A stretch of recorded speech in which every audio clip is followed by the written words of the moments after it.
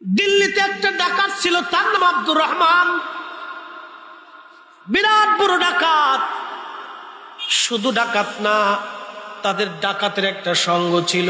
আগের যুগের ডাকাত তো অনেক বড় বড় মারাত্মক ডাকাত ছিল।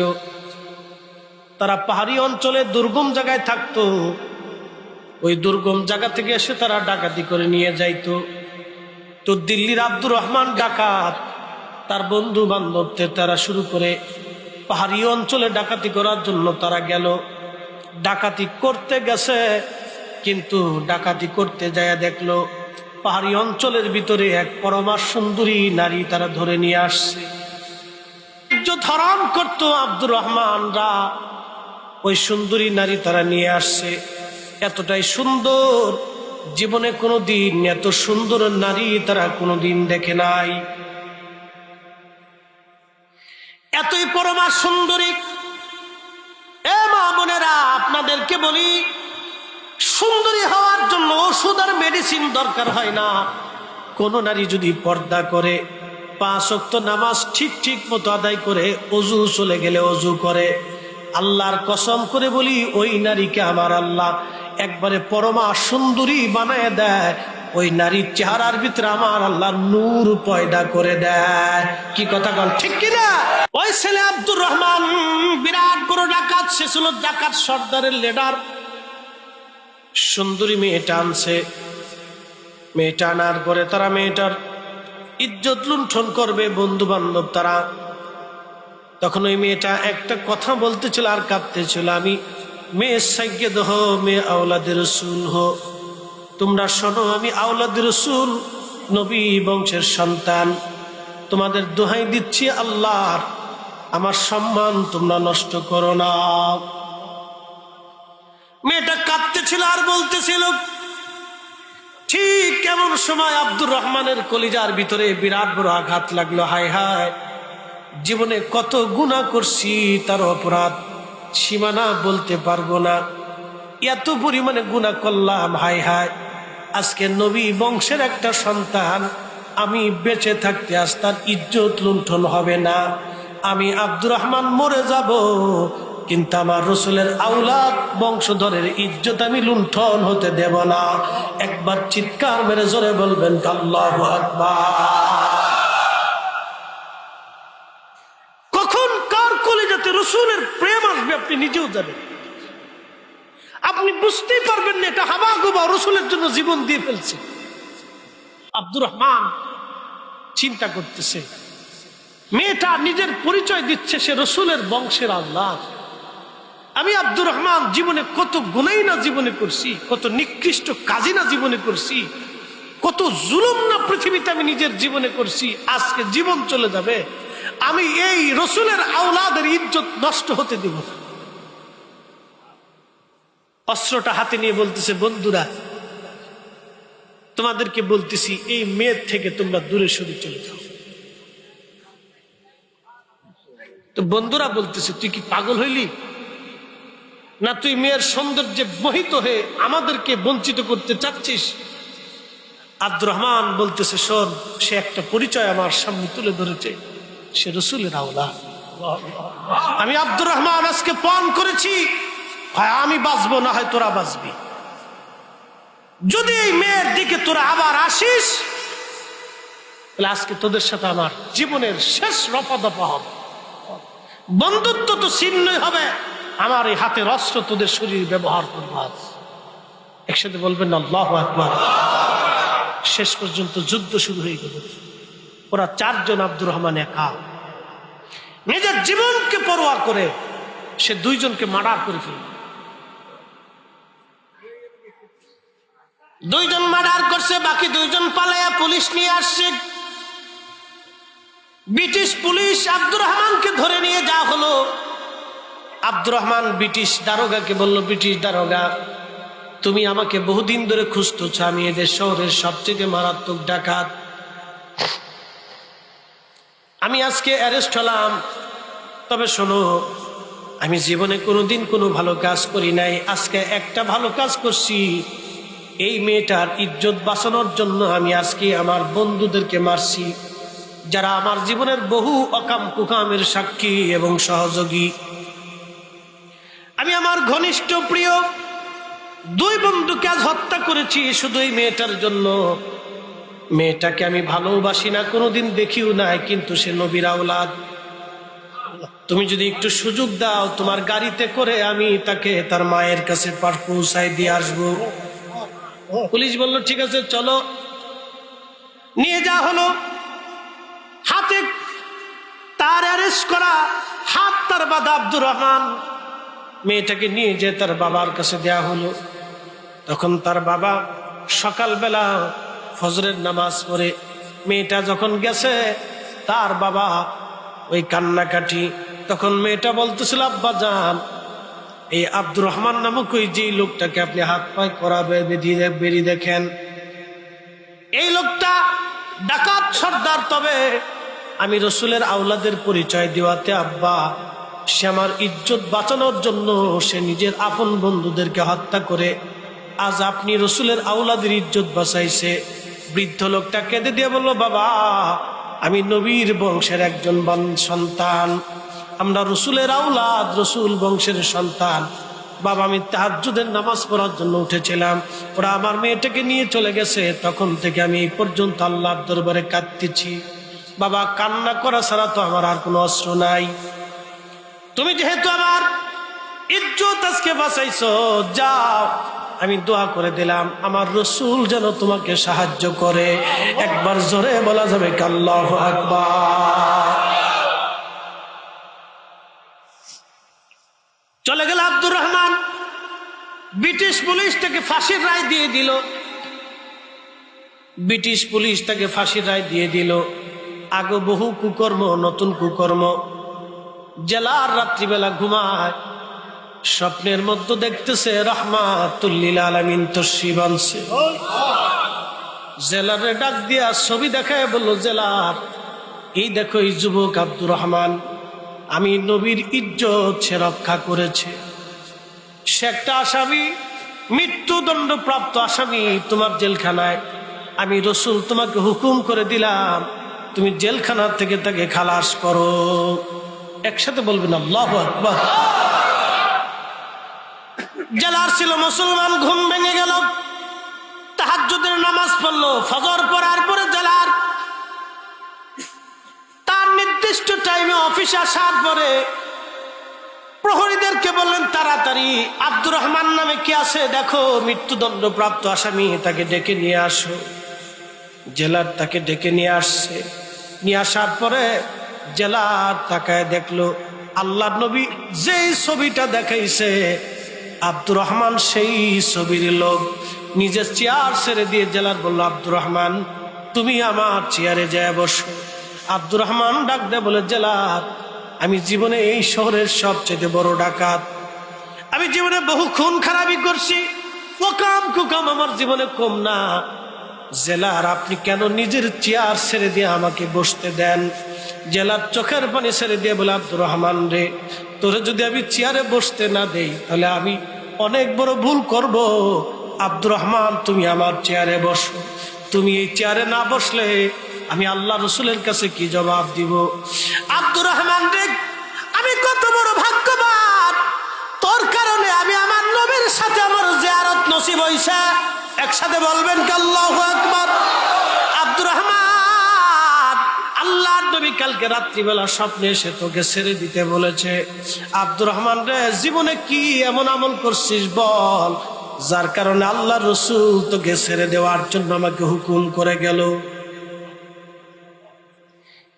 আব্দুর রহমান ডাক দিয়ে বলতেছে, জেলার আমার মতো নিকৃষ্ট পাপীর জন্য রহমতের নবী আসবে, আমি কি করে বিশ্বাস করব?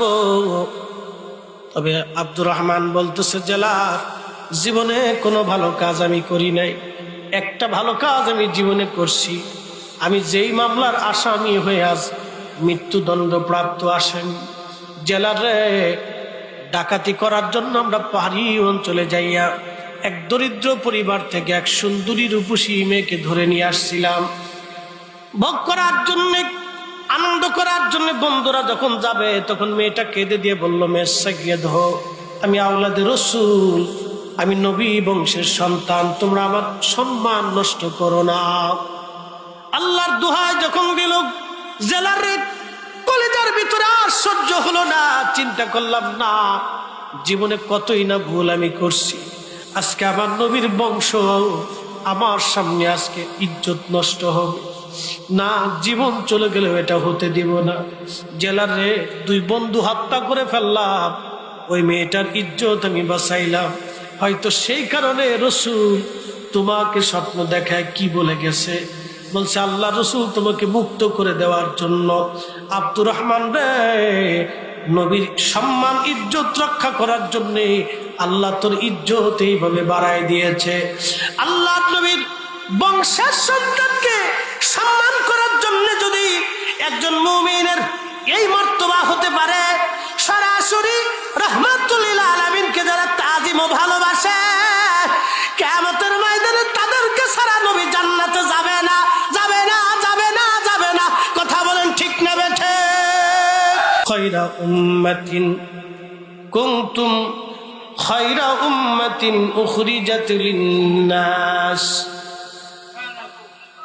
তোমাদেরকে সর্বশ্রেষ্ঠ জাতি বানিয়েছি, তোমরা পৃথিবীর মধ্যে শ্রেষ্ঠ জাত। একসাথে বলবেন আল্লাহু আকবার। পৃথিবীর মধ্যে শ্রেষ্ঠ জাত কারা? আমরা, আখিরি নবীর উম্মত। আমাদের গুণে না নবীর গুণে? নবীকে আল্লাহ আমাদের মাঝে পাঠানোর জন্য আমরা খয়রে উম্মাহ হইছি। 4.5 লক্ষ প্রজাতির জীবের ভিতরে আমরা আশরাফুল মাখলুক হয়েছি। আল্লাহর প্রতিনিধিত্ব করতে এসেছি, কারণ এই প্রতিনিধির ভিতরে আল্লাহ আখিরি নবী পাঠান। ফেরেশতারা তখনও জানে না। জিজ্ঞেস করলেন ফেরেশতারা, ইন্নী নিশ্চয় জাইলুন ফিল আরদি খলিফা, আমি পৃথিবীতে আমার প্রতিনিধি পাঠাবো সৃষ্টির ভিতরে, সৃষ্টির প্রতিনিধিত্ব করার জন্য। ফেরেশতারা তখনও বুঝে সারে একটা জবাব দিল, ক্বালু আতাজআলু ফিহা মান ইউফসিদু। কোরআন বলতেছে সেই দিন ফেরেশতারা প্রতিবাদ করে বলল, হে রব, আপনি কেমন খলিফা প্রতিনিধি দুনিয়াতে পাঠাবেন যারা ফ্যাসাদ বাঁধাবে, বিশৃঙ্খলা করবে, অশান্তি বাঁধাবে। বাংলাদেশের এমন কোন গ্রাম নাই যে গ্রামে ক্লিকবাজ না আছে। আসতে কইলেন কে? জোরে কর।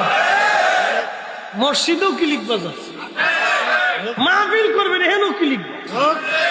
শয়তান কত সুকাল, খালি বুঝেন।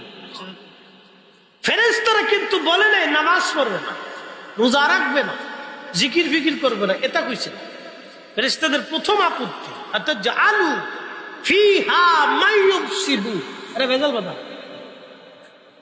আপনাদেরকে আর একটা নতুন ভেজালের কথা বলে দিয়ে দেয়।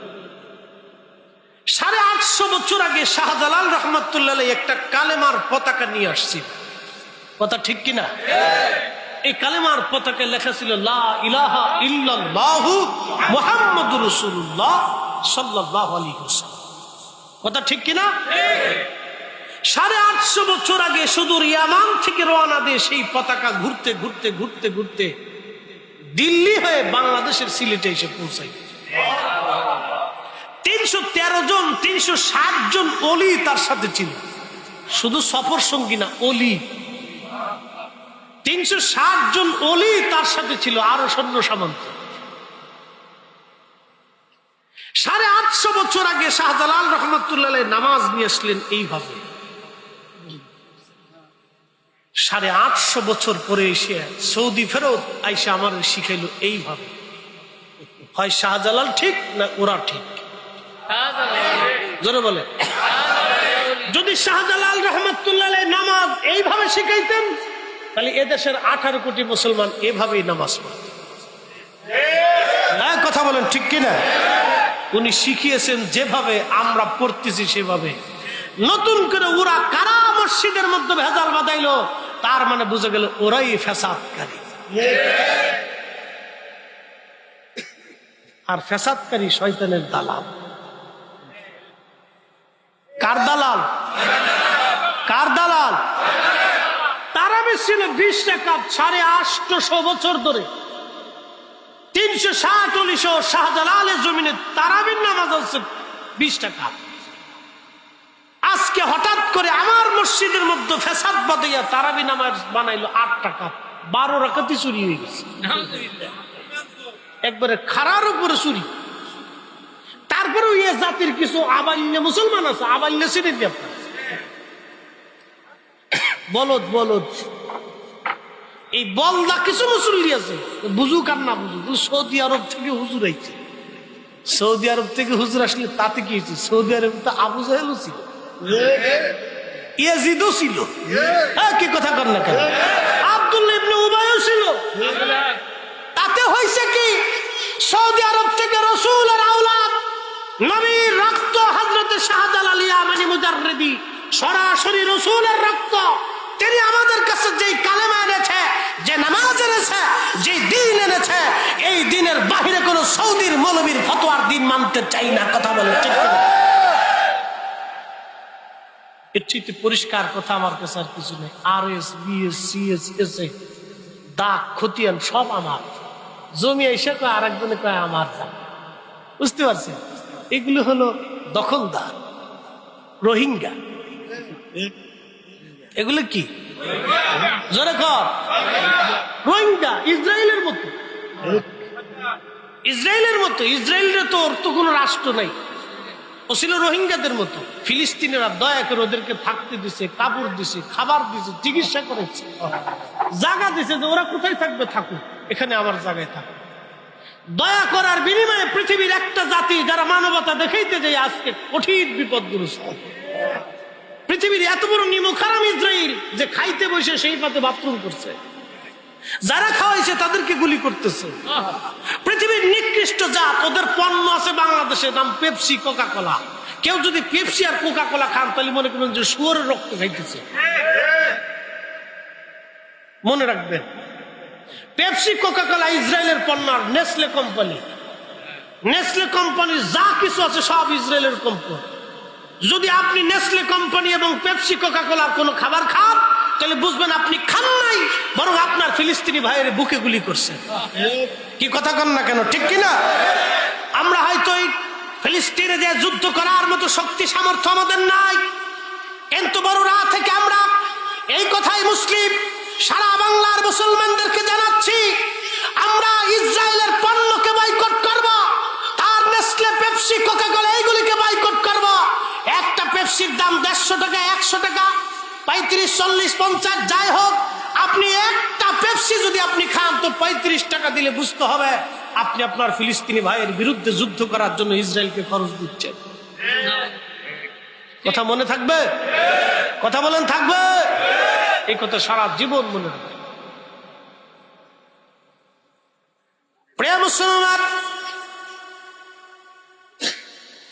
আমি আপনাদেরকে সতর্ক করার জন্য কথাগুলি বললাম। পৃথিবীর মধ্যে ফ্যাসাদ বাঁধাবে, আমার মালিক কত চমৎকার ফেরেশতারা প্রতিবাদ করলো। আল্লাহ এরা ফ্যাসাদ বাঁধাবে, অশান্তি বাঁধাবে। আপনি কি এমন জাতি দুনিয়ার মধ্যে পাঠাবেন? এরপরে আমার আল্লাহ বলেন ওয়াস ফিকুদ্দিমা, ফেরেশতারা আবার বলল আল্লাহ ওরা দুনিয়ার মধ্যে যে মারামারি, কাটাকাটি, রক্তপাত করবে। পৃথিবীর এমন কোন অঞ্চল নাই, এমন কোন এলাকা নাই, এমন কোন আপনার কি বলে মহাদেশ নাই যে দেশে যুদ্ধ না আছে। প্রত্যেক বছরই কোনো না কোনো অঞ্চলে পৃথিবীতে যুদ্ধ লেগে আছে।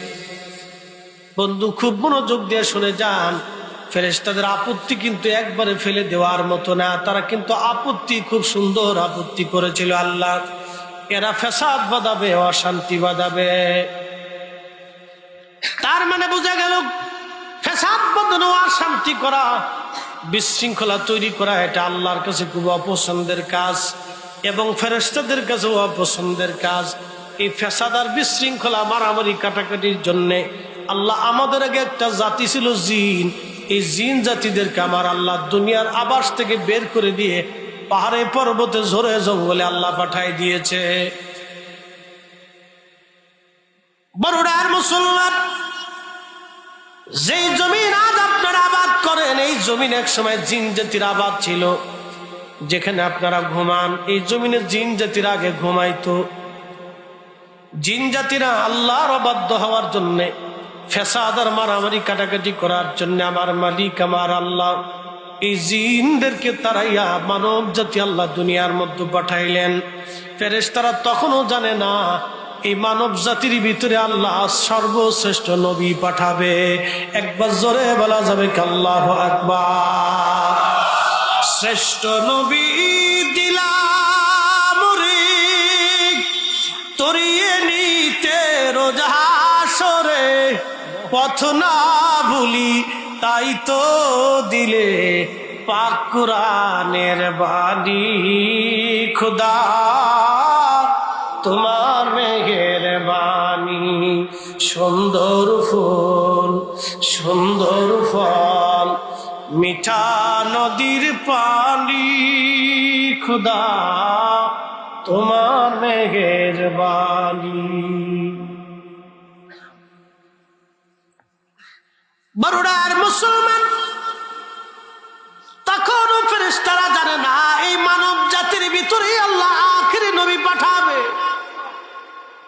আরবিতে একটা প্রবাদ আছে, শরফুল মাকিন আমার শরফুল মাকিন, শরফুল মাকানে ওয়া শরফুল মাকিন। কিছু জায়গার কারণে মানুষের দাম বাড়ে, কিছু মানুষের কারণে জায়গার দাম বাড়ে। শাহজালাল রহমতুল্লাহ আলাইহি সিলেটে থাকার জন্য সিলেটের দাম বেড়ে গেল। সিলেটের মাটির নিচের দাম বাড়লো, উপরেরও দাম বাড়লো, মাটির নিচেও দাম বাড়লো। যেই গোরস্থানে আল্লাহর অলি ঘুমায়, ওই অলির কারণে গোরস্থানবাসীর দাম বেড়ে যায়। কি কথা কন না কে? বর্তমান আমাদের প্রধানমন্ত্রীর বাড়ি হলো গোপালগঞ্জের টুঙ্গিপাড়া। ওনার গ্রামের মানুষ বুক ফুলে আটকে, জানোস রে প্রধানমন্ত্রী আমরা দেশের মাইয়া। কি কথা কন না? ওনার গ্রামের লোকজন বেডিরা, মানুষ প্রধানমন্ত্রী আমরা গ্রামের একটা ভাব আছে না, শক্তি তো আসে আমরা গ্রামের। আর যাই হোক, প্রধানমন্ত্রী তার গ্রাম অঞ্চলের বান্ধবী টান্ধবী প্রতিবেশী আত্মীয় স্বজন যেই আসুক, আমার গ্রামের প্রতি আমার একটা টান সবারই থাকে, ঠিক কিনা?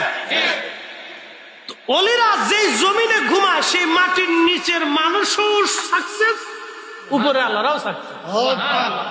অলিরা উপরেও অলি, মাটির নিচেও অলি। কি কথা ঠিক কিনা? হীরার খণ্ডটা উপরেও হীরা, মাটির নিচেও হীরা, 500 বছর পরেও হীরা।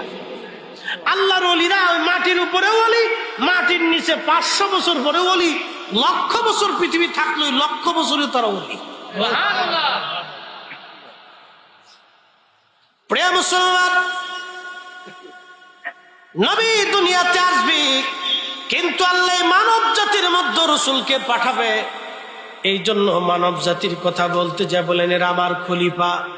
কিন্তু মানব জাতি এমন খলিফা হইল, মসজিদের জুতা চুরি করে নিয়ে যায়।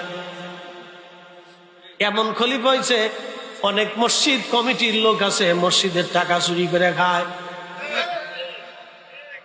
কে আসতে করলেন? বড়রা না থাকতে পারে আমার মসজিদে ডাকাতি হচ্ছে, এটা পেলাম আমার মসজিদই হচ্ছে,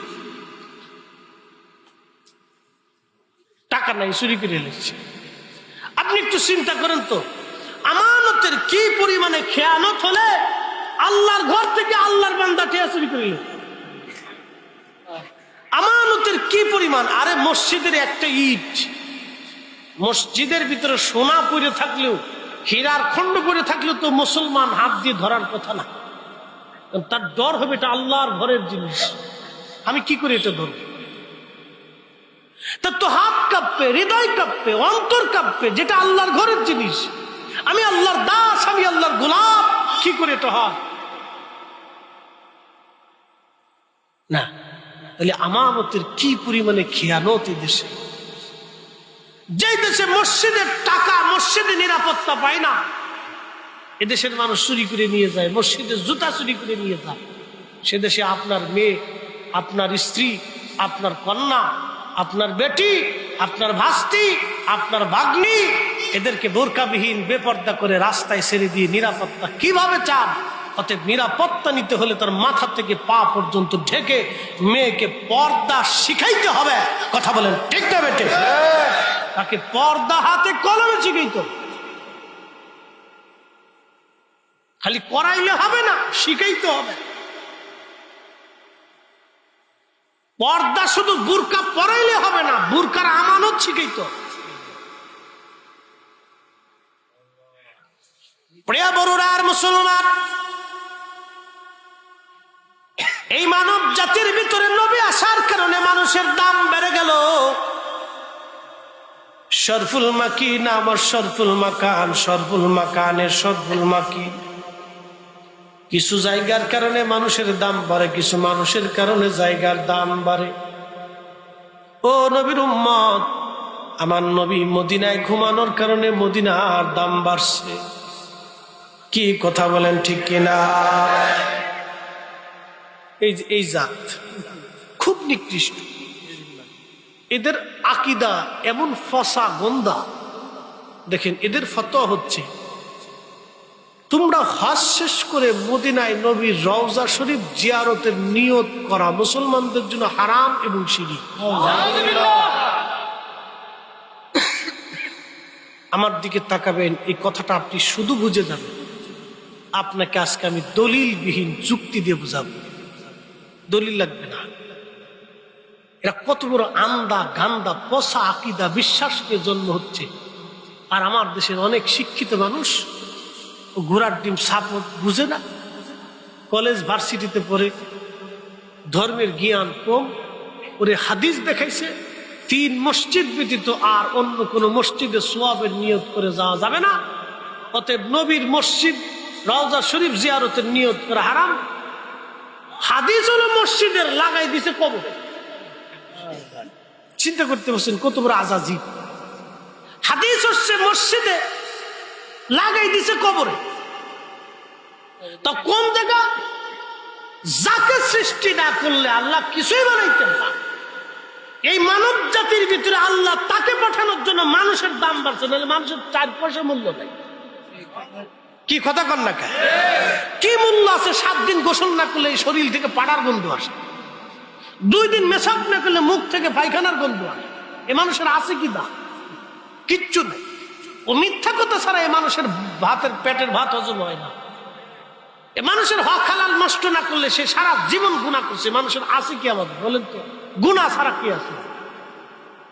কয়জন আমরা 100% পিওর আল্লাহ নবীর হুকুম মানি বলেন তো? আলেম ওলামা শ্রোতা বক্তা কেউ বাদ নাই, সব আমরা গুনাহযুক্ত। তো নবীর উম্মত হওয়ার মতো কি যোগ্যতা আছে? আল্লাহ শ্রেষ্ঠ মাপ আছে, কুত্তায় যা না করে মানুষ তার চেয়ে নিকৃষ্ট কাছে। কি কথা বলেন না কেন? আপনি বিশ্বাস করবেন না, সেদিন এক অ্যাডভোকেট বলতেছে, হুজুর কি বলবো, মেয়ে আসছে বাবার বিরুদ্ধে সাক্ষ্য দেওয়ার জন্য, মেয়ে বাবাকে ধর্ষণ। ছি ছি ছি ছি, ওরা মানুষ না, শুয়োরের চাইতে নিকৃষ্ট। কি কথা কন না, ঠিক কিনা? ও তো মানুষই হইতে পারেন। এই মানুষ জাতির উপর আল্লাহ কখনো পাথর ফেলায় না। কারণটা, এই মানুষ যা করে কুত্তা বিলাই ছাগলে তাহা কল্পনা করে। এই মানুষ যাহা করে কুকুর বিড়াল ছাগলে তাহা কল্পনা করে। আশরাফুল মাখলুক হওয়ার কি যোগ্যতা আমাদের আছে? কিচ্ছু নেই। আল্লাহ দয়া করে আমাদের মাঝে শ্রেষ্ঠ নবীকে পাঠানোর জন্য আমরা শ্রেষ্ঠত্ব পেয়েছি। কথা বলেন ঠিক না ঠিক? ওই নবীর শান ইজ্জত আজমতকে যারা ছোট করে দেখায়, মনে রাখবেন ওরাই হলো পৃথিবীর নিকৃষ্ট জাত। ওরা মানুষ হতে পারে নাই, মুসলমান তো আরো পরের কথা। কথা কন ঠিক না বেঠে? ও মানুষই তো হইতে পারে,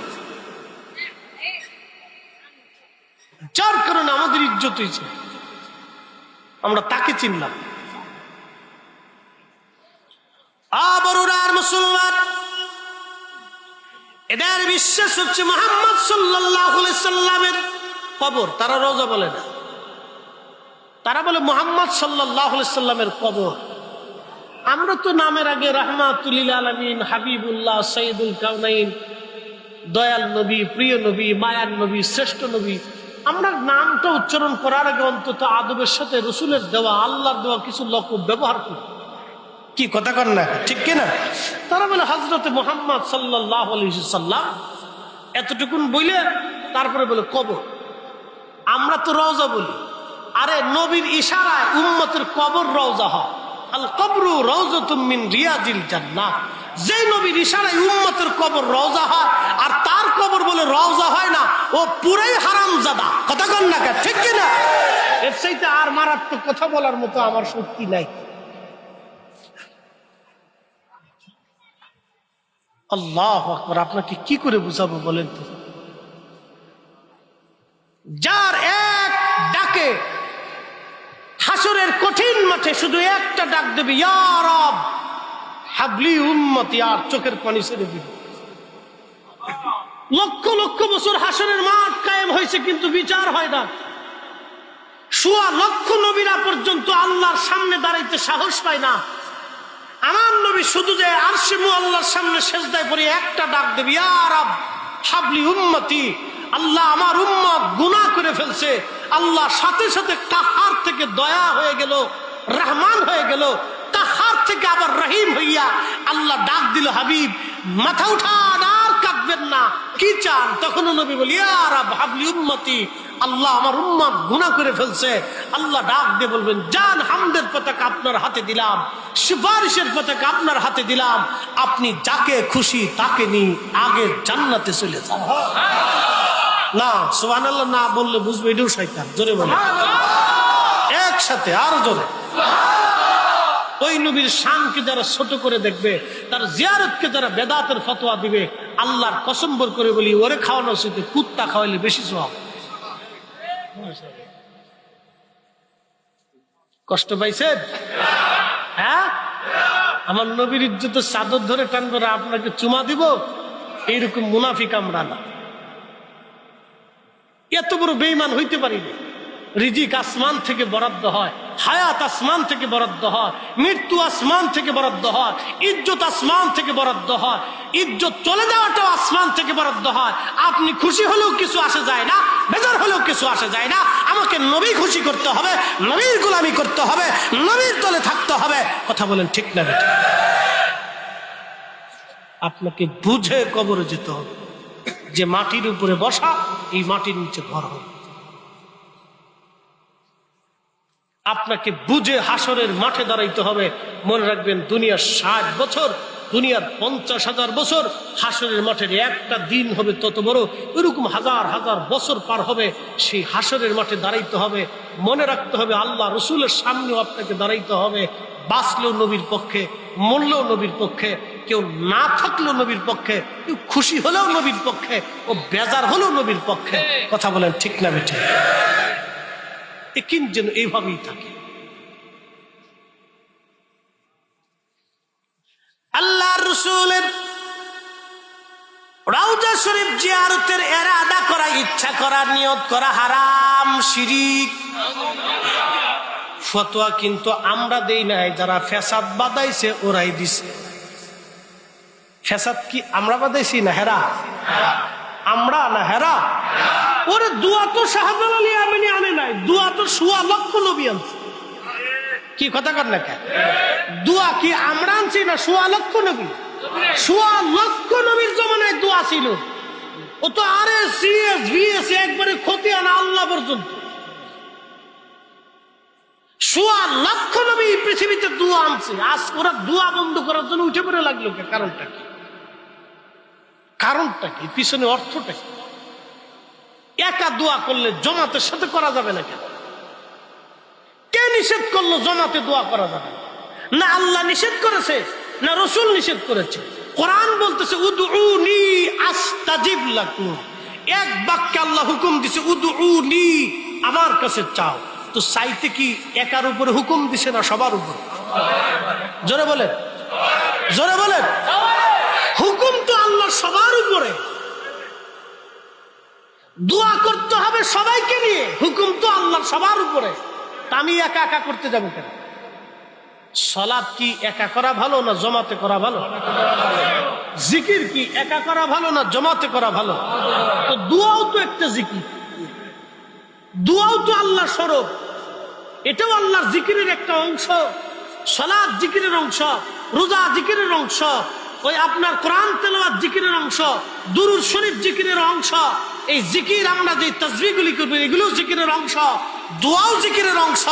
আজকে ওরা কারাই জমিন থেকে দোয়া বন্ধ করতে চায়, ওরাই হচ্ছে শয়তানের দালাল। কথা কোন ঠিক না বেটি? খালি বাতের আজাজিলের খালাতো ভাই, যদি আমার মতো দাড়ি হয় তাও আজাজিলের ভাই, যদি আমার চাইতে সুন্দর পাগড়ি হয় তাও আজাজিলের ভাই। বুঝে কবরে যাবেন। দোয়া বন্ধ করার পিছনে অনেক বড় একটা হিকমত আছে। মুসলমানের দোয়ার এত বড় পাওয়ার যে মুসলমানের দোয়ায় পৃথিবীর বড় বড় সাম্রাজ্য ধ্বংস হয়ে গেছে। মুসলমানের দোয়ার এত বড় পাওয়ার, এক দুয়াতে সাম্রাজ্য ধ্বংস হয়ে গেছে। এক দুয়াতে সাম্রাজ্য প্রতিষ্ঠিত হয়েছে। মুসলমানের দুয়ার এত পাওয়ার। প্রিয় বড়রা আর মুসলমান, আল্লাহর হাবিবের রওজা মুবারক জিয়ারতের কথা বলছি। কেন জিয়ারত করবেন? ওরা কেন বেদাত আর শিরিকের ফতোয়া দিল? কারণটা কি? ওদের যুক্তি হলো নবীর মসজিদে 1 রাকাত নামাজ পড়লে 50,000 রাকাতের সওয়াব হয়। হারাম শরীফে 1 রাকাত নামাজ পড়লে 1 লক্ষ রাকাতের সওয়াব হয়। ওদের যুক্তি হলো নবীর রওজা জিয়ারত করলে তো কোনো সওয়াবের কথা লেখা নাই, অতএব আপনারা নবীজির মসজিদের নিয়ত করে যাবেন, কবর জিয়ারতের নিয়ত আপনারা করবেন না। মসজিদে নামাজের নিয়ত করে যাবেন, কারণ ওইখানে 1 রাকাত নামাজ পড়লে 50,000 রাকাতের সওয়াব হয়। নবীর মসজিদে নামাজের নিয়ত করে যাবেন। সাবধান, নবীর রওজা শরীফ জিয়ারতের নিয়ত করলে শিরিক হবে, হারাম হয়ে যাবে। একবার জোরে বলা যাবে কি নাউজুবিল্লাহ? কবি কাজী নজরুল কি চমৎকার লেখলেন, আমি যদি আরব হতাম মদিনারি পথ, সেই পথ দিয়ে হেঁটে যাইতেন নূর নবী হযরত, নূর নবী হযরত। কবির ভাষাটা কত চমৎকার, কবির আবদারটা কত চমৎকার, কবির চাওয়াটা কত চমৎকার, কবির লেখনীটা কত চমৎকার। অথচ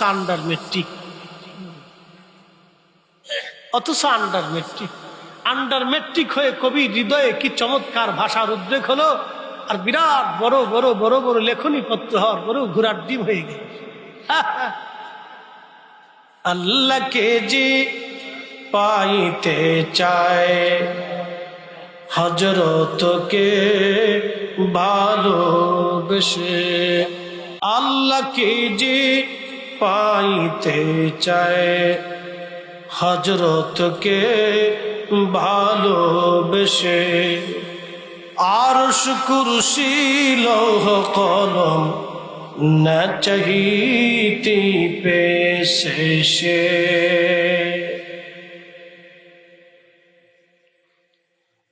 বড়ুডার মুসলমান, এবার যুক্তি দিয়ে বুঝাই। 1 রাকাত নামাজ পড়লে হেরেমে নামাজের সওয়াব পাবেন আপনি 1 লক্ষ। মদিনাতে আসলে পাবেন 50,000। যদি আপনার সওয়াবের দরকার হয়, নবীর দরকার যদি না হয়, যদি নবীর জিয়ারতের প্রয়োজন না হয়, সওয়াবের দরকার হয়, তাহলে আপনি অবশ্যই হেরেম শরীফে সওয়াব পেয়ে যাবেন। তাও ডাবল সওয়াব হেরেমে পাবেন, মদিনায় আসার আর কোনো প্রয়োজন নাই। নবী ঘোষণা দিলেন হেরেমে নামাজ পড়লে 1 লক্ষ রাকাতের সওয়াব, আর মসজিদে নববীতে নামাজ পড়লে 50,000 রাকাতের সওয়াব। আপনার যদি সওয়াবের দরকার হয় তাহলে আপনি হেরেমেই থাকবেন, কষ্ট করে শত শত মাইল করে মদিনা যাওয়ার তো দরকার নেই। মদিনায় মূলত উম্মত যায় নবীর জন্য, সোয়াবের জন্য না। কি কথা কর না কা? আমরা মক্কা থেকে মদিনায় যাই রাসূলের জন্য, আর ওরা এটা বন্ধ করার জন্য ফতোয়া দিচ্ছে। তার মানে বোঝা গেল ওরাই হলো আজাজিলের ভাই, শয়তান, নবীর দুশমন। আপনাকে বুঝে যেত। কলাখালে 1000, এখানে 500 জন প্রতি।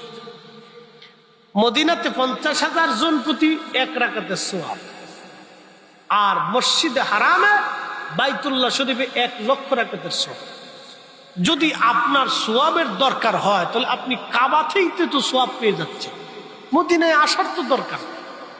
শত শত মাইল দূরে কাবা থেকে মদিনায় এই আজ থেকে 1300, 1200, 1000, 700, 800 বছর আগে ওই উটের পিঠে চড়ে পায়ে হেঁটে দিনের পর দিন পরিশ্রম করে হাজিরা কেন মক্কা থেকে মদিনাতে আসবে? কি দরকার ছিল তার? বিশ্ববিখ্যাত বড় বড় ইমাম যারা সারা রাত আল্লাহর ইবাদতে কাটাইছে, এত নেকির দরকার তারা ছিল, তারা হেরেম শরীফে নামাজ বাদ দিয়ে মদিনাতে চলে আসছে। কারণ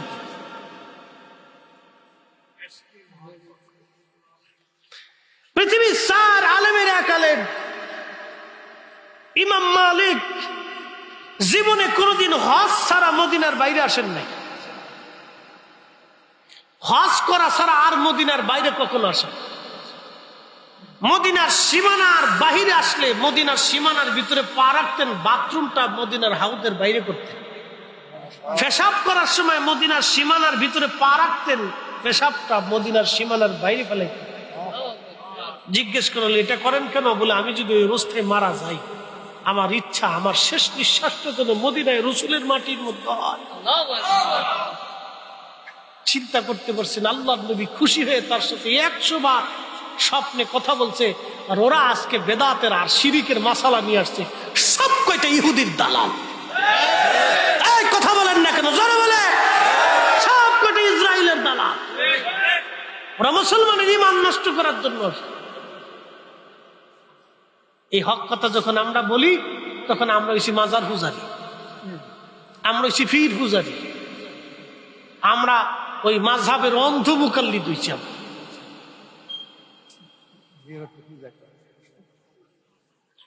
পড়ে বড়রা আর মুসলমান, শুধু কি তাই?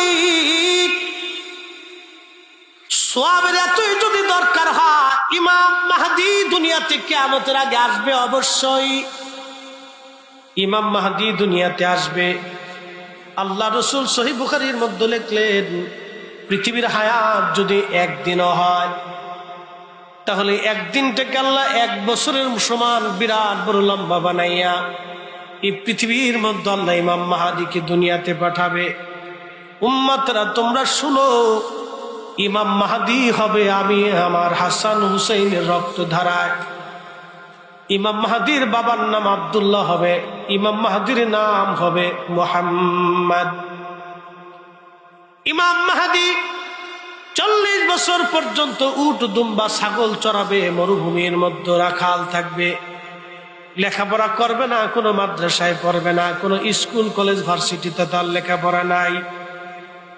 40 বছর ধরে সে ছাগল উট দুম্বা চড়াবে। 40টা বছর সে থাকবে হাবা গুবার মতো, দুনিয়াদারি বুঝবে না, একবারে সহজ সরল। 40 বছর বয়স পর্যন্ত দুনিয়ার মানুষ তাকে চিনবে না। 40 বছর পার হওয়ার সঙ্গে সঙ্গে সে আত্মপ্রকাশ করবে।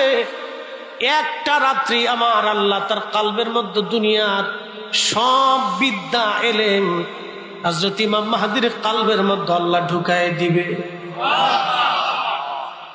না না হয় না, আরো জোরে বলেন। দুনিয়ার সব বিদ্যাগুলি একসাথে এক রাত্রে আল্লাহ ঢুকাবে। ইমাম মাহদীর কলবে যদি আমার আল্লাহ দুনিয়ার সব বিদ্যা এক রজনীতে একসাথে কলবের মধ্যে যদি ঢুকায় দেয়, নবীর গোলামের হালত যদি এটা হয়, তাহলে আপনারা বুঝেন তো নবীর হালত কি হতে পারে। আমি কি করে আপনাকে রসুলের শান বুঝাবো? আমি নিজেও বুঝি। আমি ওনার প্রশংসা আপনাদের সামনে কি করে উপস্থাপন করব আমি নিজেও বুঝি। যে ওনার শান আল্লাহ আল্লাহ এত পরিমাণে বাড়াইছে, হায় আফসোস এই কোরআন বলতেছে ইন্নাল্লাহা ওয়া মালাইকাতাহু ইউসাল্লুনা আলান নবী। ব্যাখ্যাটা পরে করতেছি, বুঝাইতেছি আমি। সব সৃষ্টি জিকির করে কার? একসাথে বলে কুত্তা, বিলে, 4 লক্ষ প্রজাতির জীব, বিজ্ঞানের গবেষণা যে 4 লক্ষ, এর বাহিরেও আরো লক্ষ লক্ষ আছে, ওটা বিজ্ঞানের কাছে ধরা পড়ে না। 7 আসমান আর 7 জমিনের নিচে আরো আছে, ওগুলো বিজ্ঞান জানে না। বিজ্ঞানের নলেজে চোখের রাডারে যা ধরা পড়ছে এটাই বলছে, তা বলছে 4 লক্ষ প্রজাতি। এই 4 লক্ষ প্রজাতি ছাড়া যত প্রজাতি আছে সব অল টাইম আল্লাহর জিকির করতেছে, তাসবিহ করতেছে। ইউনূস আলাইহিস সালাম রে মাছে গিলছে, মাছ খেয়ে ফেলছে। ইউনূস আলাইহিস সালাম মাছের পেটের ভিতরে যাওয়ার পরে তো কোন মাছে খাইছে? ওনারা যেই মাছে খাইছে এই মাছের আবার আরেক মাছে খাইছে। তাহলে সেই মাছটা কত বড় মাছ, এই মাছের ফ্যাটটা কত বড় ফ্যাট। ইউনূস আলাইহিস সালাম রে সেই মাছে নিয়ে সারা সমুদ্রের মধ্যে ঘুরতেছে। কোন বর্ণনাতে 24 ঘন্টা, কোন বর্ণনায় 40 দিন আল্লাহ সমুদ্রের ভিতরে ইউনূস আলাইহিস সালাম রে নিয়ে ঘুরতেছে। ইউনূস আলাইহিস সালাম লক্ষ্য করে সমুদ্রের নিচ থেকে আল্লাহ আল্লাহ আল্লাহ আল্লাহ আল্লাহ আল্লাহ আল্লাহ আল্লাহ জিকিরের আওয়াজ আসতেছে। হাজরাতে ইউনূস ডাক দিয়ে বলতেছে, আল্লাহ গো, আমি মাছের পেটের ভিতরে সমুদ্রের নিচে রব, এই সমুদ্রের নিচে তোমার জিকির করে কারা? আল্লাহ ডাক দেখে ইউনূস এই সমুদ্রের নিচে মাছে জিকির করে, পানিতে জিকির করে, সমুদ্রের বালু জিকির করে, সমুদ্রের শ্যাওলায় জিকির করে, সমুদ্রের পোকা, সমুদ্রের পাথর, সমুদ্রের যত প্রাণী আছে সব আমি আল্লাহ জিকির করতেছে। এই জন্য তুমি ইউনূস সেই জিকিরের আওয়াজ শোনো। চিৎকার মেরে জোরে বলেন আল্লাহু আকবার। সব সৃষ্টি যখন জিকির করে আল্লাহর, আল্লাহ জিকির করে আমার নবীর। না নাচতে হয়ে গেল আরো জোরে। সব সৃষ্টি জিকির করে কার? আল্লাহ জিকির করে আমার নবীর। ইন্নাল্লাহা ওয়া মালাইকাতাহু ইউসাল্লুনা আলান নবী। নিশ্চয় আল্লাহ এবং সব ফেরেশতারা আমার নবীর শানে দুরূদ প্রেরণ করতে থাকে। এখন আমরা তো দুরূদ পড়ি, আল্লাহুম্মা সাল্লি আলা সাইয়্যিদিনা মাওলানা মুহাম্মদ, কিন্তু আমার আল্লাহ তোর বলেন আল্লাহুম্মা সাল্লি আলা সাইয়্যিদিনা মাওলানা মুহাম্মদ। এটা তোর আল্লাহ বলে না, ফেরেশতারাও বলে আল্লাহুম্মা সাল্লি আলা সাইয়্যিদিনা মাওলানা মুহাম্মদ। জিনেরাও পড়ে আল্লাহুম্মা সাল্লি আলা সাইয়্যিদিনা মাওলানা মুহাম্মদ, মানুষেরাও পড়ে আল্লাহুম্মা সাল্লি আলা সাইয়্যিদিনা মাওলানা মুহাম্মদ। কিন্তু আমার আল্লাহ তোর আল্লাহুম্মা সাল্লি আলা সাইয়্যিদিনা মাওলানা মুহাম্মদ তোর আল্লাহ পড়ে না। তাহলে আল্লাহর দুরূদ কি? আল্লাহর দুরূদ হচ্ছে একটা সেকেন্ডের জন্য আল্লাহ তার নবীকে ভুলে না। সুবহানাল্লাহ হবে আরো জোরে। একটা সেকেন্ডের জন্য আমার নবীর ইজ্জত আল্লাহ কমায় না, খালি বাড়ায়। একটা সেকেন্ডের জন্য আল্লাহ তার নবীর উপরে সাকিনা বন্ধ করে না। একটা সেকেন্ডের জন্য আমার আল্লাহ তার নবীর উপরে বেজার হয় না। একটা সেকেন্ডের জন্য আল্লাহ তার নিজের ভালোবাসা থেকে নবীর জুদা করে না। চিৎকার মেরে বলবেন আল্লাহু আকবার। এটার নাম আমার নবীর দুরূদ। কুরআন থেকে আপনাকে নবীর শান বুঝাইলাম, এই জন্য ওই নবীর দলে যারা, তারাই মুক্তির জামাত, তারাই আহলে সুন্নাত ওয়াল জামাত। কথা কর। এই কিতাবের নাম কি? কোরআন শরীফ, কোরআনুল করিম, কোরআনুল মজিদ। মনোযোগ দেন। এই কাবারের নামও কি কোরআন? এটার নাম কাবার। বানাইছে প্লাস্টিক দিয়ে আর হলো আপনার কাগজ দিয়ে। কাগজ বানিয়েছে কি দিয়ে? না, কাগজ বানিয়েছে গাছ হতে পারে, বাঁশ হতে পারে, ওই আখের সুবলা হতে পারে, তারপরে আপনার পাটের খড়ি হইতে পারে, এটা দিয়ে এই কাগজ বানিয়েছে। আর প্লাস্টিকের গাছ আছে আলাদা, এটার গাছ থেকে প্লাস্টিক আসে, এটা একটা ধরনের কষ। তো মনোযোগ দেন, সুমাটা যখন দেন তখন কাবার উড়াই দেন না কাবার সহ দেন। কোরআনের সাথে লেগে থাকার জন্য কাবারের কি দাম চিন্তা করতে পারছেন? একসাথে বলবেন আল্লাহু আকবার। উম্মত যখন রাসূলের প্রেমের সাথে যুক্ত থাকে তখন উম্মতের দাম বাড়ে। আর উম্মত যখন রাসূলুল্লাহর প্রেম থেকে জুদা হয়ে যায় তখন এই কাবার জুদা হলে যেমন দাম থাকে না, আর কাবার যখন কোরআনের সাথে লেগে থাকে তখন এটার দাম থাকে। উম্মত যখন রাসূলুল্লাহর প্রেমের সাথে যুক্ত থাকে তখন উম্মতের দাম আল্লাহর কাছে বাড়তে থাকে, বাড়তে থাকে, বাড়তে থাকে। এজন্য খাজা হুজুর মাইনুদ্দিন চিশতি আজমেরী সঞ্জরি দাম বেড়ে গেছে, হুজুর গাউসে পাকের দাম বেড়ে গেছে, মুজাদ্দিদ আল ফুসানি সেরহিন্দির দাম বেড়ে গেছে, বাহাউদ্দিন নাশরুল বুখারীর দাম বেড়ে গেছে, শাহজালাল ইয়ামানি মুজাদ্দিদের দাম বাড়ছে। খালি দামই বাড়ে নাই, যায় নামাজ বিছে সুরমা নদী পার হয়ে গেছে। প্রশ্ন করি, জবাব দিবেন। সুরমা নদী কিন্তু আমরা এখনকার মতো দেড়াইতে নদী ছিল না। 800 বছর আগের সুরমা বিরাট বড় নদী ছিল। তখন যারা আইসে আমরা বুকের উপর নামাজ পড়ানো শিখাইতেছে ওদেরকে জিজ্ঞেস করে, ও বেটা ও মনু, বরিশালের ভাষা করতে, এ মনু তোমরা যদি এতই পারো তো যায় নামাজ তোমরা ওই পদ্মা নদীতে বিছিয়ে দিয়ে তোমরা যত শায়েক আছে এ সব এসে দোয়া কালাম করে ফু দাও, ফু দিয়ে তারপরে ওই জায় নামাজ দিয়ে তোমরা একটু পদ্মা নদী পারাও। যদি পার হইতে পারো তাহলে আমরা সুন্নি হুজুর যারা আছি সব একবারে বিনা দলিল তোমরা মেনে নিব। আর যদি পার হইতে না পারো তাহলে জুতা কিন্তু মাটিতে পড়বে না। এই কি কথা কন না, জোরে বলে।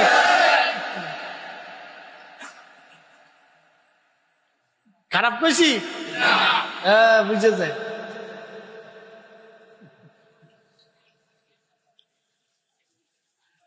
আল্লাহু আকবার, বোঝাটা জরুরি। মানুষ হইয়া ভবেতে আসিয়া মানুষের করিলাম কি, আমি নবী না মানিলাম কি যে ভুল করিলাম, আমি নবী না চিনিলাম কি যে ভুল করিলাম, ভস্মে ঢালিলাম ঘি, মানুষ হইয়া ভবেতে আসিয়া মানুষের করিলাম কি। মেহের সাতবাড়িয়ার মুসলমান বাবাজিরা রে, মা বোনেরা রে, আমরা যে কাজগুলি করি এই কাজ থেকে তো আমরা মানুষই হতে পারি না। মুসলমান তো আরো পরের কথায় আসেন। মুসলমান কাকে বলে? মুসলমান তাকে বলে আসলাম তু নি রব্বিল আলামিন, জীবনের সবটুকুন যে আল্লাহর কুদরতি কদমে সুপর্দ করে দেয়, সেই তো মুসলমান যে জীবনের সবকিছু গুলিতে কুদরতি কদমে সুপর্দ করে দেয়। কুল ইন্না সলাতি ওয়া নুসুকি ওয়া মাহইয়ায়া ওয়া মামাতি লিল্লাহি রাব্বিল আলামিন। মুসলমান তো তাকেই বলে যার জীবনের সব কিছু আল্লাহর জন্য হবে। তার সালাত হবে আল্লাহর জন্য, তার কুরবানি হবে আল্লাহর জন্য, তার জীবনটাও হবে আল্লাহর জন্য। আমার পুরা জিন্দেগিটা যেন আল্লাহর জন্য হয়। কি জন্য দুনিয়াতে আল্লাহ আমাকে পাঠাইলেন? কেন পাঠাইলেন? কেন আল্লাহ আমাকে প্রতিনিধি বানাইলেন? কি প্রতিনিধির কাজ আমরা করলাম?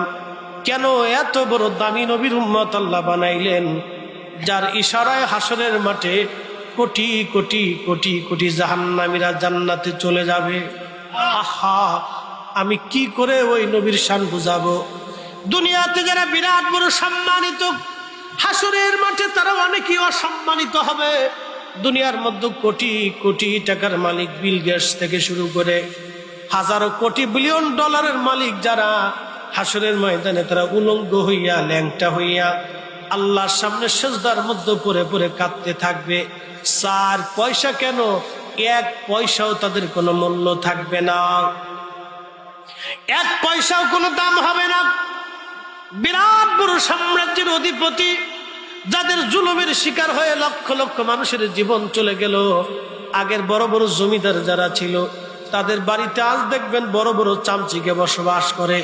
বড় বড় জমিদারদের বাড়ি বড় বড় চামচিকা, বড় বড় শিয়াল, বড় বড় কুত্তা, বড় বড় সাপ, বড় বড় সারপোকা, বিষাপোকা, আর ওই যে পাখি পক্ষী চামচিকেরা বসবাস করে। আজকে ওই জমিদারের বাড়িতে কোলাহল নাই, মানুষের অত্যাচার আর নাই, ওখানে সাপ বিচ্ছুর বসবাস হয়ে গেছে। জমিদার বাড়িগুলি ভেঙ্গে ভেঙ্গে খান খান হয়ে গেছে, গাছ তরুলতা পাতা দখল করে নিয়েছে। কালের বিবর্তমানে তারাও আধ হারিয়ে যাচ্ছে, কবরগুলি নিশ্চিহ্ন হয়ে গেছে।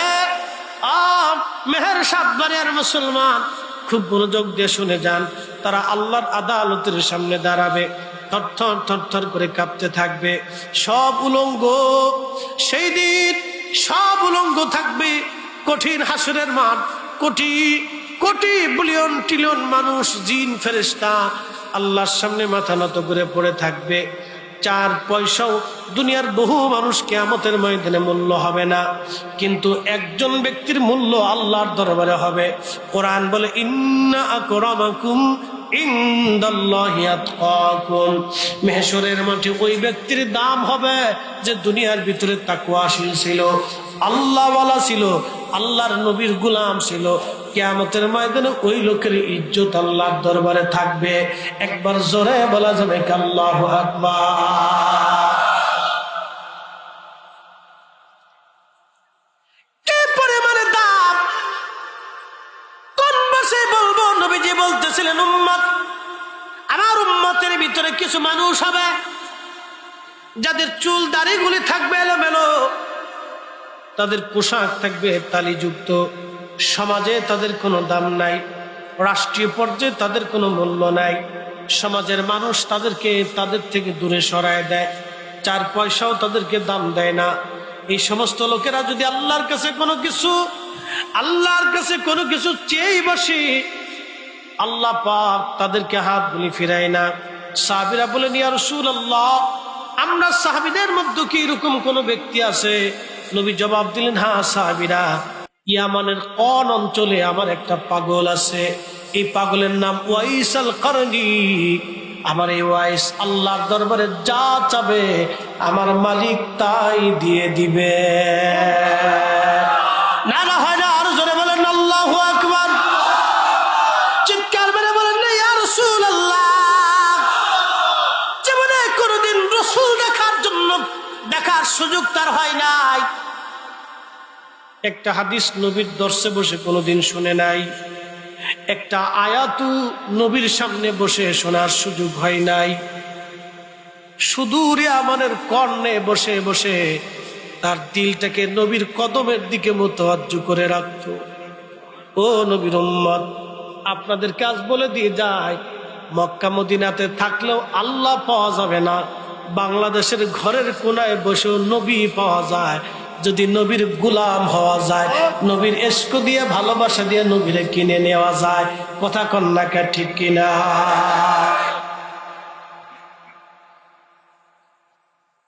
মক্কার ইমাম হলেও মিলবে না,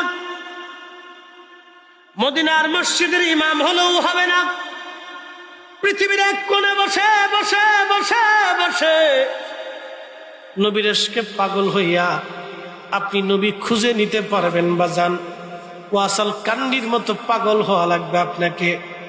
ইশক দিয়া ভালোবাসা দিয়ে নবী কিনে নিতে হবে, নবী পেয়ে নিতে হবে, নবীকে খুশি করে নিতে হবে। কোটি কোটি টাকা দিয়ে নবী পাওয়া যায় না, অসংখ্য সম্মান আর ধন আর ইলম দিয়ে নবী পাওয়া যায় না। নবী পাইতে হলে রাসূলের মোহাব্বতের চোখের পানি নজরানা দিতে হয়। আল্লাহর নবী পাইতে হলে দিল দিয়ে নবীকে ভালোবাসতে হয়। যারা নবী ভালোবেসে গেছে তারা বাংলায় বসে বসে নবী পেয়ে গেছে। কথা বলেন ঠিক কিনা? দিল্লিতে একটা ডাকাত ছিল, তার নাম আব্দুর রহমান। বিরাট বড় ডাকাত। শুধু ডাকাত না, তাদের ডাকাতের একটা সঙ্গ ছিল। আগের যুগের ডাকাত তো অনেক বড় বড় মারাত্মক ডাকাত ছিল। তারা পাহাড়ি অঞ্চলে দুর্গম জায়গায় থাকতো। ওই দুর্গম জায়গা থেকে এসে তারা ডাকাতি করে নিয়ে যাইতো। তো দিল্লির আব্দুর রহমান ডাকাত তার বন্ধু বান্ধবদের তারা শুরু করে পাহাড়ি অঞ্চলে ডাকাতি করার জন্য তারা গেল। ডাকাতি করতে গেছে, কিন্তু ডাকাতি করতে যায় দেখলো পাহাড়ি অঞ্চলের ভিতরে এক পরমা সুন্দরী নারী তারা ধরে নিয়ে আসছে। ধারণ করতো আব্দুর রহমানরা, ওই সুন্দরী নারী তারা নিয়ে আসছে। এতটাই সুন্দর, জীবনে কোনোদিন এত সুন্দর নারী তারা কোনোদিন দেখে নাই। এতই পরমা সুন্দরী। এ মা বোনেরা, আপনাদেরকে বলি, সুন্দরী হওয়ার জন্য ওষুধ আর মেডিসিন দরকার হয় না। কোন নারী যদি পর্দা করে, 5 ওয়াক্ত নামাজ ঠিক মতো আদায় করে, অজু চলে গেলে অজু করে, আল্লাহর কসম করে বলি, ওই নারীকে আমার আল্লাহ একবারে পরমা সুন্দরী বানায় দেয়। ওই নারীর চেহারার ভিতরে আমার আল্লাহ নূর পয়দা করে দেয়। কি কথা বল, ঠিক কিনা? ওই ছেলে আব্দুর রহমান বিরাট বড় ডাকাত, সে ছিল ডাকাত সর্দারের লিডার। সুন্দরী মেয়েটা আনছে। মেয়েটা আনার পরে তারা মেয়েটার ইজ্জত লুণ্ঠন করবে, বন্ধু বান্ধব তারা। তখন ওই মেয়েটা একটা কথা বলতেছিল আর কাঁদতেছিল, আমি মেয়ে সাইয়্যেদ হো, মেয়ে আওলাদের রসুল হো। তোমরা শোনো, আমি আওলাদের রসুল, নবী বংশের সন্তান। তোমাদের দোহাই দিচ্ছি আল্লাহর, আমার সম্মান তোমরা নষ্ট করো না। মেয়েটা কাঁদতেছিল আর বলতেছিল। ঠিক কেমন সময় আব্দুর রহমানের কলিজার ভিতরে বিরাট বড় আঘাত লাগলো। হায় হায়, জীবনে কত গুনাহ করছি, তার অপরাধ সীমানা বলতে পারবো না। এত পরিমাণে গুনাহ করলাম। হায় হায়, আজকে নবী বংশের একটা সন্তান, আমি বেঁচে থাকতে আজ তার ইজ্জত লুণ্ঠন হবে না। আমি আব্দুর রহমান মরে যাব, কিন্তু আমার রসুলের আওলাদ বংশধরের ইজ্জত আমি লুণ্ঠন হতে দেব না। একবার চিৎকার মেরে জোরে বলবেন আল্লাহু আকবার। কখন কার কলিজাতে রসুলের প্রেম আসবে আপনি নিজেও জানেন। আপনি বুঝতেই পারবেন না, এটা হাবা গোবা রসুলের জন্য জীবন দিয়ে ফেলছে। আব্দুর রহমান চিন্তা করতেছে, মেয়েটা নিজের পরিচয় দিচ্ছে সে রসুলের বংশের আল্লাহ। আমি আব্দুর রহমান জীবনে কত গুনাহ না জীবনে করছি, কত নিকৃষ্ট কাজই না জীবনে করছি, কত জুলুম না পৃথিবীতে আমি নিজের জীবনে করছি। আজকে জীবন চলে যাবে, আমি এই রসুলের আওলাদের ইজ্জত নষ্ট হতে দেব না। অস্ত্রটা হাতে নিয়ে বলতেছে, বন্ধুরা তোমাদেরকে বলতেছি, এই মেয়ের থেকে তোমরা দূরে সরে চলে যাও। তো বন্ধুরা বলতেছে, তুই কি পাগল হইলি না? তুই মেয়ের সৌন্দর্যে মোহিত হয়ে আমাদেরকে বঞ্চিত করতে চাচ্ছিস? আব্দুর রহমান বলতেছে, শোন, সে একটা পরিচয় আমার সামনে তুলে ধরেছে, সে রসুলের আওলাদ। আমি আব্দুর রহমান আজকে পণ করেছি, হয় আমি বাঁচবো না হয় তোরা বাঁচবি। যদি এই মেয়ের দিকে তোরা আবার আসিস, তাহলে আজকে তোদের সাথে আমার জীবনের শেষ রফাদফা হবে। বন্ধুত্ব তো ছিন্নই হবে, আমার এই হাতের অস্ত্র তোদের শরীর ব্যবহার করবো। একসাথে বলবেন আল্লাহু আকবার। শেষ পর্যন্ত যুদ্ধ শুরু হয়ে গেল। ওরা 4 জন, আব্দুর রহমান একা। নিজের জীবনকে পরোয়া করে সে 2 জনকে মার্ডার করে ফেলল। 2 জন মার্ডার করছে, বাকি 2 জন পালাইয়া পুলিশ নিয়ে আসছে। ব্রিটিশ পুলিশ আব্দুর রহমানকে ধরে নিয়ে যাওয়া হলো। আব্দুর রহমান ব্রিটিশ দারোগাকে বলল, ব্রিটিশ দারোগা, তুমি আমাকে বহুদিন ধরে খুঁজতেছ, আমি এদের শহরের সবচেয়ে মারাত্মক ডাকাত, আমি আজকে অ্যারেস্ট হলাম। তবে শোনো, আমি জীবনে কোনোদিন কোনো ভালো কাজ করি নাই, আজকে একটা ভালো কাজ করছি। এই মেয়েটার ইজ্জত বাঁচানোর জন্য আমি আজকে আমার বন্ধুদেরকে মারছি, যারা আমার জীবনের বহু অকাম কুকামের সাক্ষী এবং সহযোগী। আমি আমার ঘনিষ্ঠ প্রিয় দুই বন্ধুকে আজ হত্যা করেছি শুধু এই মেয়েটার জন্য। মেয়েটাকে আমি ভালোবাসি না, কোনোদিন দেখিও নাই, কিন্তু সে নবীর আওলাদ। তুমি যদি একটু সুযোগ দাও, তোমার গাড়িতে করে আমি তাকে তার মায়ের কাছে পৌঁছায় দিয়ে আসবো। পুলিশ বলল ঠিক আছে চলো। নিয়ে যাওয়া হলো, হাতে তার অ্যারেস্ট করা, হাত তার বাঁধা আব্দুর রহমান। মেয়েটাকে নিয়ে যে তার বাবার কাছে দেয়া হলো। তখন তার বাবা সকালবেলা ফজরের নামাজ পড়ে মেয়েটা যখন গেছে, তার বাবা ওই কান্নাকাটি। তখন মেয়েটা বলতেছিল, আব্বা জান, এই আব্দুর রহমান নামক ওই যে লোকটাকে আপনি হাত পায়ে করাবে বেরিয়ে দেখেন, এই লোকটা ডাকাত সর্দার, তবে আমি রসুলের আওলাদের পরিচয় দেওয়াতে আব্বা সে আমার ইজ্জত বাঁচানোর জন্য সে নিজের আপন বন্ধুদেরকে হত্যা করে আজ আপনি রসুলের আওলাদের ইজ্জত বাঁচাইছে। বৃদ্ধ লোকটা কেঁদে দিয়ে বলল, বাবা আমি নবীর বংশের একজন সন্তান, আমরা রসুলের আওলাদ, রসুল বংশের সন্তান। বাবা আমি তাহাজ্জুদের নামাজ পড়ার জন্য উঠেছিলাম, ওরা আমার মেয়েটাকে নিয়ে চলে গেছে, তখন থেকে আমি এই পর্যন্ত আল্লাহর দরবারে কাঁদতেছি। বাবা কান্না করা ছাড়া তো আমার আর কোনো অস্ত্র নাই। তুমি যেহেতু আমার ইজ্জত আজকে বাঁচাইছো, যাও, আমি দোয়া করে দিলাম আমার রসুল যেন তোমাকে সাহায্য করে। একবার জোরে বলা যাবে আল্লাহু আকবার। চলে গেল আব্দুর রহমান। ব্রিটিশ পুলিশ তাকে ফাঁসির রায় দিয়ে দিল। ব্রিটিশ পুলিশ তাকে ফাঁসির রায় দিয়ে দিল। আগে বহু কুকর্ম, নতুন কুকর্ম। জেলার রাত্রিবেলা ঘুমায়, স্বপ্নের মধ্যে দেখতেছে রাহমাতুল লিল আলামিন তশরিফ আনছে। জেলারে ডাক দিয়া ছবি দেখায় বলল, জেলার এই দেখো এই যুবক আব্দুর রহমান, আমি নবীর ইজ্জত সে রক্ষা করেছে, সে একটা আসামি, মৃত্যুদণ্ড প্রাপ্ত আসামি তোমার জেলখানায়। আমি রসুল তোমাকে হুকুম করে দিলাম তুমি জেলখানা থেকে তাকে খালাস করো। একসাথে বলবেন আল্লাহু আকবার। জেলার ছিল মুসলমান, ঘুম ভেঙে গেল, তাহাজ্জুদের নামাজ পড়লো। ফজর পড়ার পরে জেলার তার নির্দিষ্ট টাইমে অফিসে আসার পরে প্রহরীদেরকে বললেন, তাড়াতাড়ি আব্দুর রহমান নামে কে আছে দেখো, মৃত্যুদণ্ড প্রাপ্ত আসামি, তাকে ডেকে নিয়ে আসো। জেলার তাকে ডেকে নিয়ে আসছে। নিয়ে আসার পরে জেলার তাকায় দেখলো আল্লাহর নবী যেই ছবিটা দেখাইছে আব্দুর রহমান সেই ছবির লোক। নিজের চেয়ার ছেড়ে দিয়ে জেলার বলল, আব্দুর রহমান তুমি আমার চেয়ারে যায় বসো।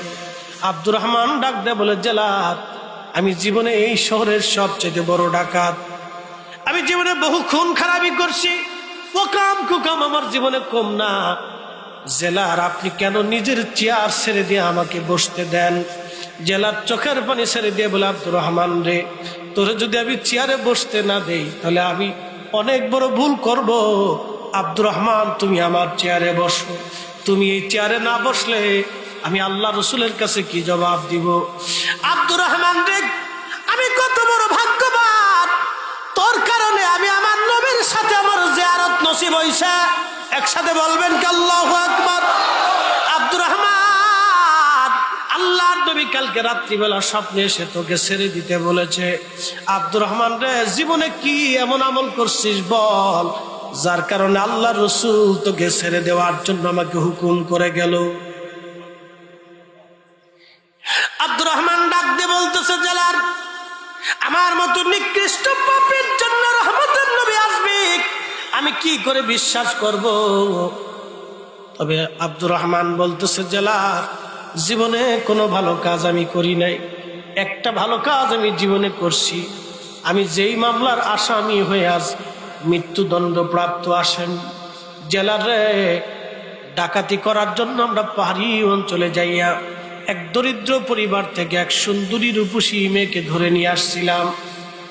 ভোগ করার জন্য, আনন্দ করার জন্য বন্ধুরা যখন যাবে তখন মেয়েটা কেঁদে দিয়ে বলল, মেসাগিয়াদ হো, আমি আওলাদে রসুল, আমি নবী বংশের সন্তান, তোমরা আমার সম্মান নষ্ট করো না।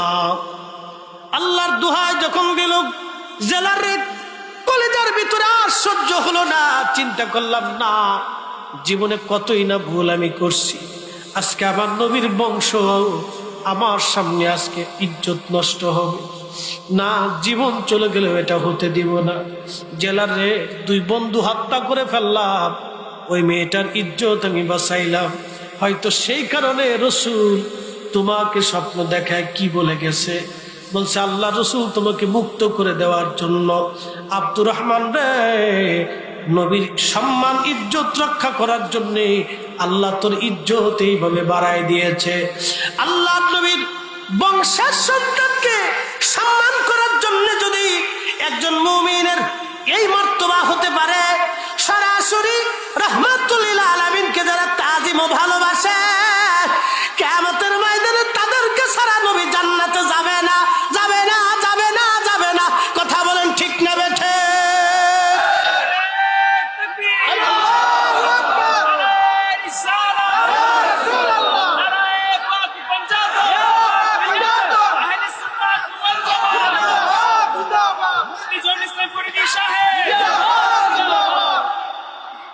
হে রাসূল তোমায় ভালোবাসি,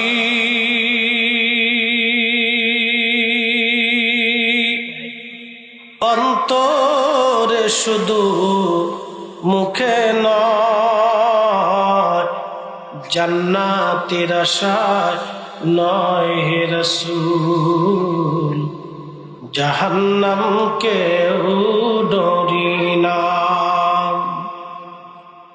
তোমায় পাওয়ার আশায় মন ছুটে যায় মদিনায়, তোমায় পাওয়ার আশায় মন ছুটে যায় মদিনায়। এ আশিকে দিদার দাও না, আর দূরে থাকিও না। এ আশিকে দিদার দাও না, আর দূরে থাকিও না। হে রাসূল তোমায় ভালোবাসি, অন্তরে শুধু মুখে নয়, জান্নাতের আশায় নয় হে রাসূল, জাহান্নামকেও ডরি না। ওই নবীর শানকে যারা ছোট করে দেখে, সে যত বড় বন্ধুই হোক, সে আমার অরিজিনাল বন্ধু হতে পারে না। কি কথা বলেন ঠিক কিনা? বরুড়ার মুসলমান, মেহের সাতবাড়িয়া নূরে মুস্তফা হাফিজিয়া মাদ্রাসা, আমার রসুলের নামের মাদ্রাসা। আপনারা এই মাদ্রাসাটাকে নিজের সন্তানকে যেইভাবে আদর করেন, এইভাবে এই মাদ্রাসাটাকে আপনারা আদর করবেন। নিজে একটা গাছ লাগাইলে যেইভাবে গাছের গোড়ায় পানি ঢালেন আর গাছটাকে পরিচর্যা করেন, কারণ কি গাছটা ফল দিবে, ফল আপনি খাবেন, আপনি আশায় থাকেন গাছের ফল আপনি খাবেন। কিন্তু অনেকের গাছের ফল খাওয়ার আর সৌভাগ্য হয় না। ওই ফল আপনার সন্তানে খায়, নাতিপুতি খায়। কিন্তু এই মাদ্রাসাটাকে যদি আপনি গাছের মতো পরিচর্যা করেন, তাহলে আপনি কবরে যে একটা ফল পাবেন, যেই ফলটা আপনার সন্তান পাবে না, আপনি নিজে পাবেন। শুধু একটু পরিচর্যা করে যদি যান, যদি ভালোবেসে যান, এর পিছনে যদি একটু সময় আপনি ব্যয় করে যান, একটা তলবে আলেম যদি কোরআনের হাফেজ হয়, যতদিন কোরআন তেলাওয়াত চলবে ততদিন আপনি কবরে ঘুমাবেন, নেকি চলতে থাকবে, নেকি চলতে থাকবে। আপনার নেকি বন্ধ হবে না। সন্তান ভুলে যেতে পারে, প্রতিবেশীরা ভুলে যেতে পারে, আত্মীয় স্বজন ভুলে যেতে পারে, কিন্তু এই মাদ্রাসা আপনাকে ভুলবে না, এই প্রতিষ্ঠান আপনাকে ভুলবে না, এই কোরআন আপনাকে ভুলবে না। আল্লামা ইমাম নুরউদ্দিন হাইসিমি রাহমাতুল্লাহি আলাইহি মাজমাউজ জাবায়েতের ভিতরে বাবু শাফার মধ্যে তিনি লেখেন, কিয়ামতের মাঠে কঠিন হাসরের দিনে কোরআন শরীফ আল্লাহর সামনে দাঁড়ায় বলবে, হে রব, যারা আমাকে তেলাওয়াত করতো, তেলাওয়াত করার জন্য যারা প্রতিষ্ঠান তৈরি করলো, তেলাওয়াত করার জন্য যারা সুবিধা করে দিল, তেলাওয়াত করে দেওয়ার জন্য, কোরআন মুখস্থ করার জন্য যারা মাদ্রাসা বানাইলো, টাকা পয়সা বিদ্যা বুদ্ধি দেয়া শরীক হলো, খরচ হলো, আল্লাহ এই কোরআন তেলাওয়াতের জন্য যারা সহযোগিতা করেছিল, আল্লাহ তাদেরকে জান্নাত না দেওয়া পর্যন্ত আমি কোরআন তোমার সামনে থেকে যাব না। কোরআন খালি আল্লাহর সাথে মহাব্বতে ঝগড়া করে, আল্লাহ তাড়াতাড়ি বলো জান্নাত দিবানি, আল্লাহ বলো না দিলে যাব না, না দিলে যাব না, না দিলে যাব না, না দিলে যাব না। কোরআন শুধু এইভাবে বলতে থাকবে, আল্লাহ পাক ডাক দিবে, কোরআন যা যা, আমি কথা দিলাম তোমাকে যারা ভালোবাসে, তেলাওয়াতের জন্য যারা সুযোগ করে দিয়েছে, খরচা করেছে, মাদ্রাসায় যারা দান করেছে, খেদমত করেছে, যাও আমি আল্লাহ ওয়াদা করলাম তাদের জীবনের সব গুনাহগুলি মাফ করে দিয়ে আমি আল্লাহ তাদেরকে জান্নাতি বানায় দিলাম। কিয়ামতের মাঠে কোরআন আপনাকে সারা জান্নাতে যাবে। আল্লাহ রাসূল বলেছেন, মান ক্বারাআল কুরআনা ফাস্তাজহারাহু ফাআল্লা হালালাহু ওয়া হাররামা হারামাহু আদখালাহুল জান্নাহ। এই কোরআনকে যারা মুখস্থ করলো, কোরআনের আইন হালাল, কোরআনের আইন হারাম, হালালকে হালাল জেনে, হারামকে হারাম জেনে নিজের জীবনকে যারা চালাইলো, ওই কোরআনের হাফেজ, ওই আলেম কিয়ামতের ময়দানে আল্লাহ বলেন আদখালাহুল জান্নাহ, আমি আল্লাহ তাকে জান্নাত দিয়ে দিব। শুধু জান্নাত তাকেই দিব না, সে জান্নাতে যাওয়ার সময় আল্লাহকে বলবে, রব আমাকে যারা লজিং মাস্টার বানাইছিল, মারহাবা কর, আমাকে যারা খাবার দিয়েছিল, টাকা দিয়েছিল, পয়সা দিয়েছিল, মালিক আল্লাহ তারা জাহান্নামে চলে যাবে, আমি জান্নাতে যাব, এমন হবে না। আল্লাহ রাসূল বলতেছেন, ওই দিন আল্লাহ ডাক দিব, কোরআনের হাফেজ যাও তুমি এমন 10 জনকে সুপারিশ করো, ওয়াজাবাত লাহুন নার, যাদের জন্য জাহান্নাম হারাম, জাহান্নাম ওয়াজিব ছিল। ওয়াজাবাত লাহুন নার, জাহান্নাম যাদের জন্য ওয়াজিব, অবশ্যই তারা জাহান্নামে চলে যাবে, এমন 10 জনকে সুপারিশ করে তুমি জান্নাতে নিয়ে চলে যাও। একসাথে বলবেন কি আল্লাহু আকবার।